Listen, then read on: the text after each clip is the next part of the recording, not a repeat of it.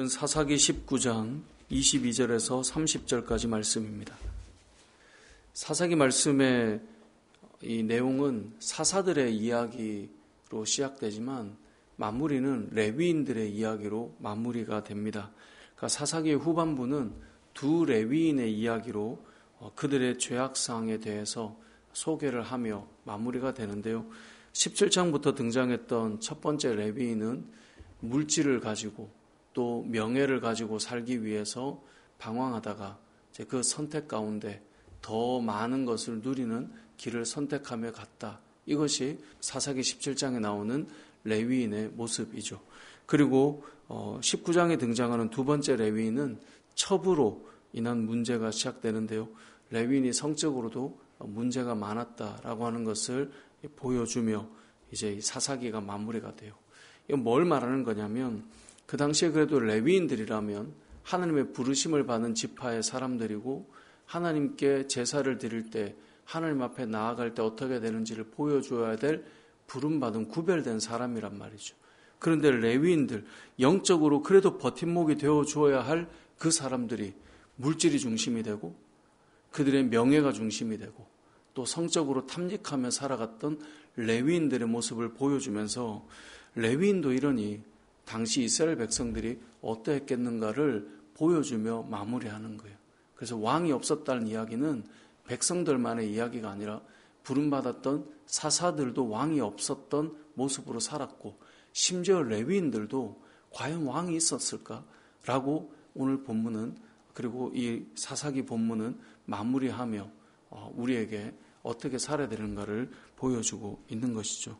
오늘 본문에 등장하는 레위인은 앞서 말한 대로 도망간 첩을 찾아 데리러 오는 중에 일어난 사건을 다루고 있습니다. 오늘 우리가 읽지 않았지만 2절 말씀 19장 2절 말씀에 보면 그 첩이 행음하고 남편을 떠났다라고 말씀해요. 첩을 두고 있는 것도 문제인데 행음하고 떠났으니 어찌 보면 레위인의 입장에서 아이고 내가 정신 차려야지 라고 생각했어야 되는데 이 첩을 또 데리러 가요. 그렇게 해서 첩을 데리고 오는 길에 이제 돌아오는 길에 기브아에 사는 노인의 집에 머무르게 됩니다. 노인이 아주 극진하게 대접을 해줬기 때문에 처음에는 분위기가 좋았던 것 같아요. 그래서 우리가 22절부터 읽었는데 22절에 보면 그들이 마음을 즐겁게 할 때 이건 지금 돌아가고 있는 레위인을 맞이하는 그 주인이 아주 기쁨으로 시간을 보내고 있는 상황인 거예요. 자, 그때 누가 등장하냐면 그 지역에 불량배들이 등장했다라고 22절에 말해요. 그 성읍에 불량배들이 그 집을 에워싸고 문을 두드리고 있는 거예요. 왜 문을 두드리고 있는가 보니까 당신의 집에 들어온 그 사람을 끌어내라는 거예요. 우리가 그와 관계하겠다는 거예요. 그래서 관계하다라고 하는 히브리어 야다라고 하는 말은 우리 흔히 안다라고 하는 뜻과 함께 성적인 관계를 맺는다라는 의미를 가지고 있어요. 그러니까 이건 뭐냐면 지금 이 사람들이 분명히 레위인이 첩과 함께 들어왔잖아요. 그러면 집을 둘러싸서 그 집에 들어온 여인을 내놔라 이러면 될 것 같아요. 물론 그것도 문제인데 지금 레위인 남자를 내놓으라는 거예요. 이게 무엇을 의미하는 거냐면 당시에 성적으로 물러나다 못해 동성애가 그들의 사회 가운데 만연해 있음을 보여주는 거예요. 성적으로 죄를 짓는 것에 이 가다 보면요.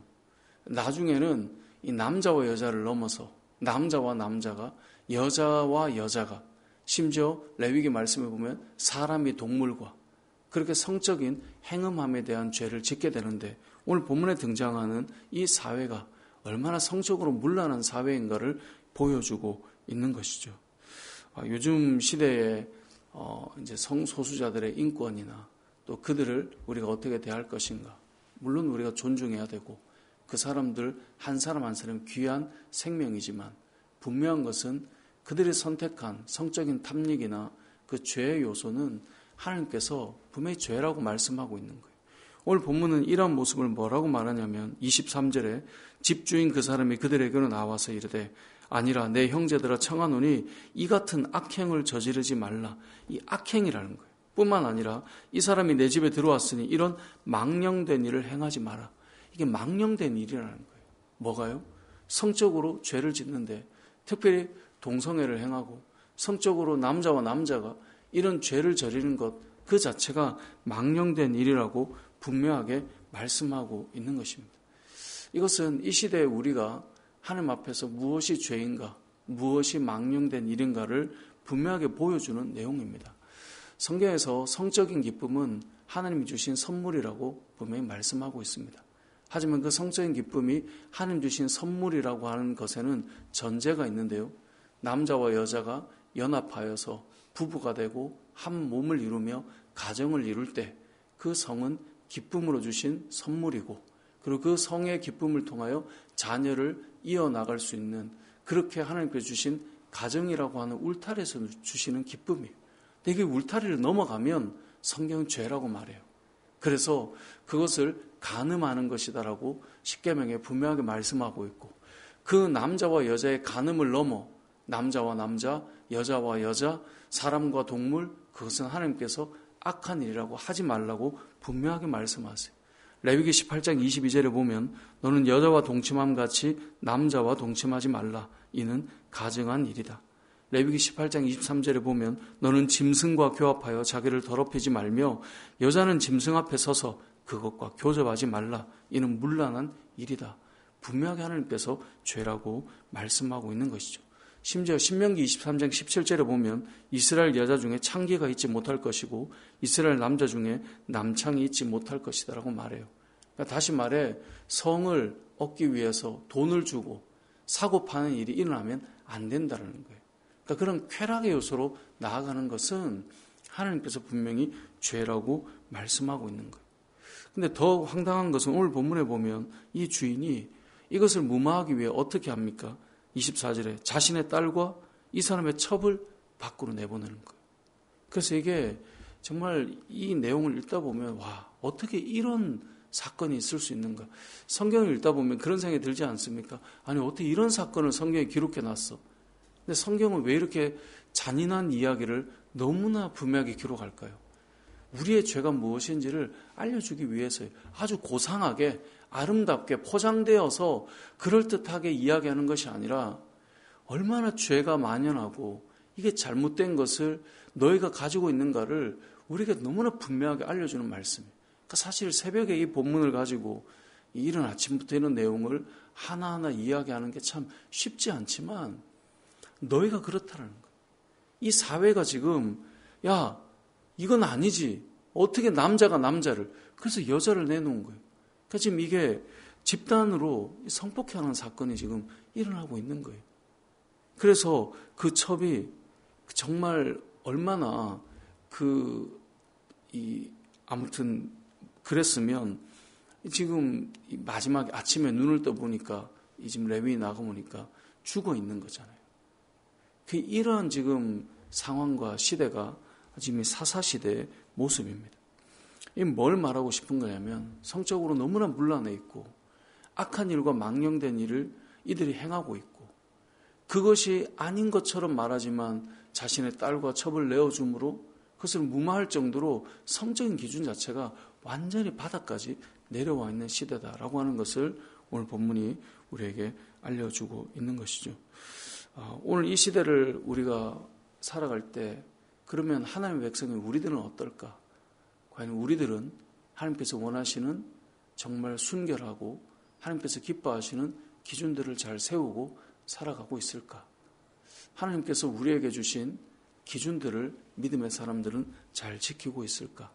저는 어릴 때 이 교회 강단에서 하나님께서 전해주시는 이 목사님들을 통해 주시는 말씀 중에 결혼을 통하여서 누리는 이 성적인 기쁨에 대한 이야기, 그래서 그걸 한마디로 혼전 순결에 대한 이야기를 참 많이 들었던 기억이 납니다.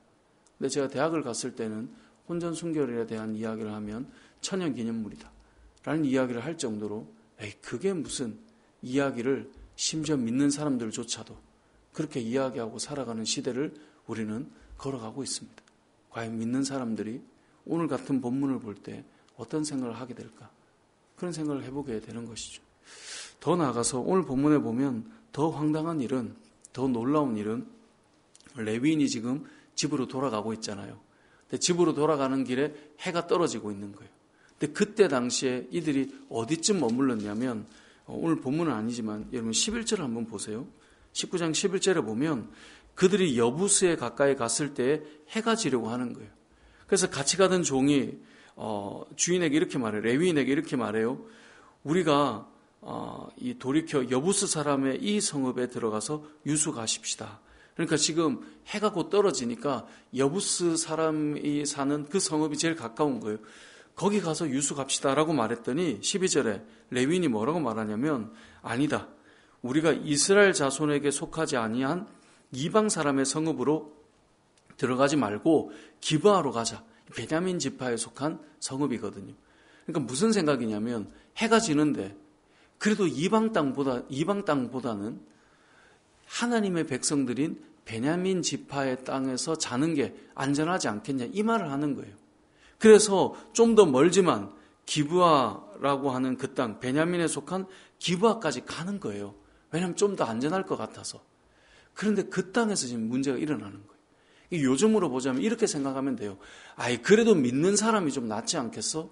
우리가 이거 하는데 그래도 믿는 사람이랑 이 문제를 해결해 보자 라고 생각한 거예요.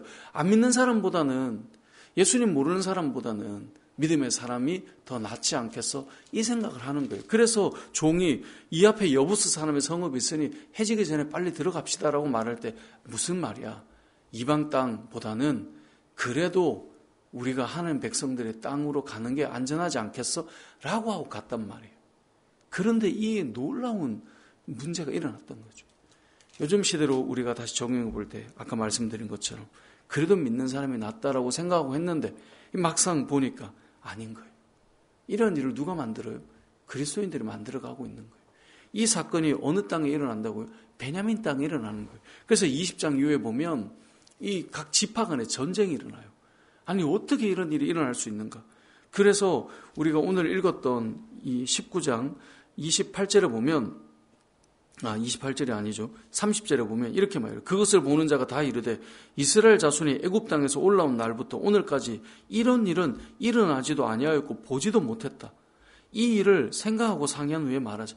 이걸 어떻게 해야 될지 너무 당황한 거예요. 우리가 어떤 큰 일을 경험하면 이거 어떻게 해야 되냐. 야, 좀 있어봐. 생각 좀 하자. 생각 좀. 지금 거기까지 온 거예요. 하나님의 백성들이. 왜 여기까지 오게 됐는가? 이 땅에 왕이 없는 거예요.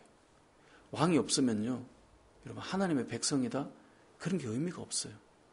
그리스도인이 주를 왕으로 섬기지 않아요? 그 사람의 말이나 행동이나 삶을 보세요. 세상과 다를 게 없어요. 우리 레위인들을 보면서 제가 그런 말씀을 나눴지만 세상과 닮아가는 하나님의 백성이 돼가는 거예요. 그래도 레위인은 지켜줘야 되는데, 그래도 레위인은 그게 아니다라는 삶을 보여줘야 되는데, 레위인도 보니까 돈을 따라 살아가고 있고, 레위인도 보니까 더 큰 명예를 보고 살아가고 있고요. 레위인도 보니까 첩을 두고 그 행음함을 따라 살아가고 있는 거예요. 영적인 지표를 보여줄 사람이 이제는 없는 거예요. 왕이 없기 때문에.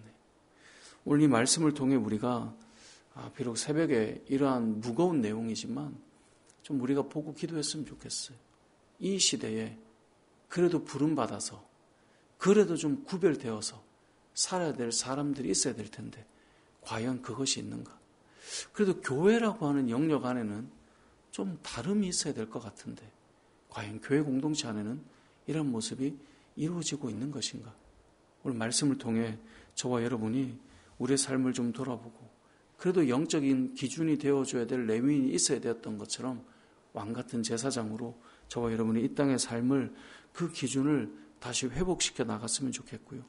우리 교회가 그러한 교회로 또 한 걸음 세워져 갔으면 좋겠고요. 정말 하나님께서 원하시는 기준을 잘 지키고 망령된 일을 행하지 않는 그런 믿음의 삶을 살아가는 저와 여러분의 삶이 되시길 주님의 이름으로 축복합니다. 아멘.